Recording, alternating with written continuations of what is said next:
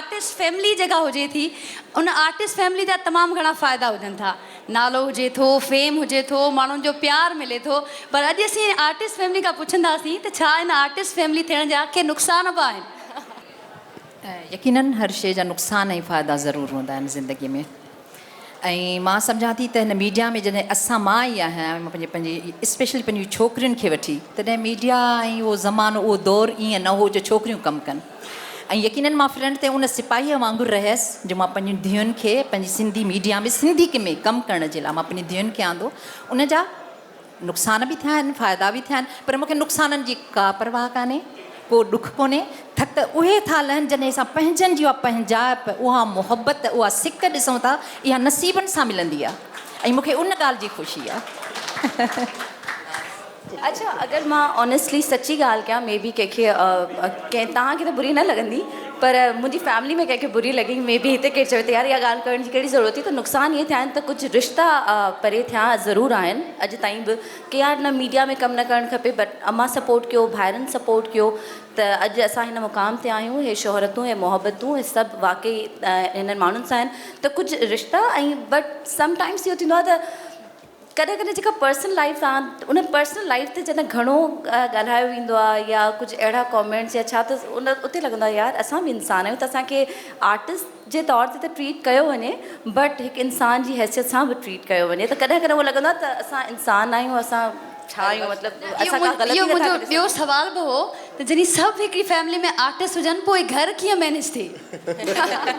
हीअ जेके आर्टिस्ट आहिनि, जीअं सनम चयो न, त उहे इंसान बि आहिनि, त तीअं असां औरतूं बि आहियूं, घर बि हलाईंदा आहियूं, ॿार बि पालींदा आहियूं, मानी बि पचाईंदा आहियूं, ऐं घर में कमु करण वारा पंहिंजी जॻह ते आहिनि। पर जेकॾहिं घर में को कमु करण वारो न आहे, मिसाल तौरु अॼु आचर हुयो त पोइ सब्रीन ऐं मूं गॾिजी वेही ऑमलेट्स बि ठाहिया।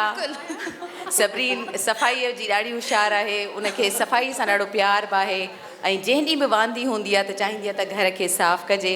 ऐं मुंहिंजी कोशिशि हूंदी त मां अॼु ॿारनि खे उन जा कपिड़ा वग़ैरह, यूनिफॉर्म्स वग़ैरह इस्त्री कयां, हीअ शइ रखां, सुभाणे उन्हनि जा शूज़ पॉलिश करे छॾियां, विंजारियां, अॼु उन्हनि जूं जूं कढणियूं आहिनि। त माना यकीनन हिकिड़ो इंसान ऐं उन सां गॾु असां औरत आहियूं।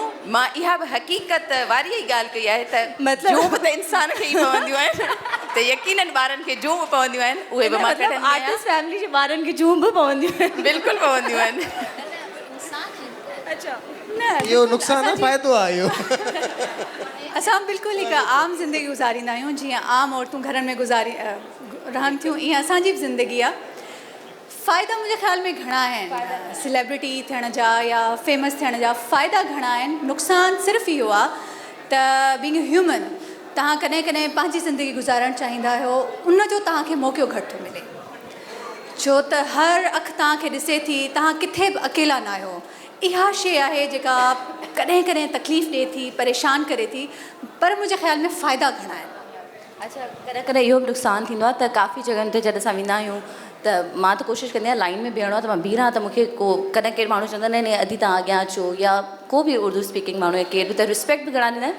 पर कॾहिं कॾहिं इहो थींदो आहे त अॻे माण्हू चवंदा आर्टिस्ट हूंदी पंहिंजे लाइ जी प्लीज़ आप लाइन में खड़ी हो जाए, त उनखे मां इंजॉय कंदी आहियां। त चलो इहा बि मज़े जी शइ आहे। हिकु त तव्हां चारई मेज़बान बि रहिया आहियो न, त मां इहो पहिरियां सोचियो पिए त पहिरियां माइक तव्हांजे हवाले करे कुझु सवालात ॾेई करे पोइ माण्हू लही वञे त सुठो।